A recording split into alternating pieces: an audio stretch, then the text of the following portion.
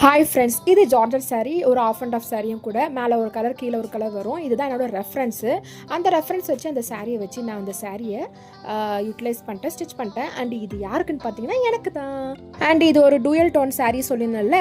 So நான் மேலே வர அந்த ட்ரேப்பிங்கை வந்து நான் பக்காவாக ஸ்டீம் பண்ணி அது ப்ளீட் பண்ணி ஸ்டிச் பண்ணியிருக்கேன்.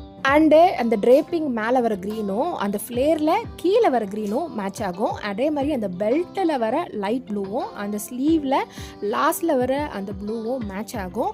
அண்ட் பெல்ட்டில் கூட ரெஃபரன்ஸில் வர மாதிரி ட்ரேப்பிங் பண்ணியிருக்கலாம், பட் நான் பண்ணல பிகாஸ் சாரீ பத்தலை. இந்த லாங் ஸ்லீவ்ஸில் வந்து நான் குட்டியாக பஃப் வச்சுருக்கேன். இது ஒரு நேவி ப்ளூ கலர்னால நம்ம சிம்பிளாக ஜுவல்லரி மேட்ச் பண்ணாலே போதும், அது ரொம்ப அழகாக இருக்கும். வேஸ்ட் பேக்குமே வந்து நான் வீ நெக் கொடுத்துட்டு அதில் இந்த மாதிரி நாட்டு கிறிஸ் கிராஸாக கொடுத்துட்டேன். இந்த ட்ரெஸ் எனக்கு பர்சனலாக ரொம்ப பிடிச்சிருந்தது, அவ்வளோ அழகாக இருந்தது.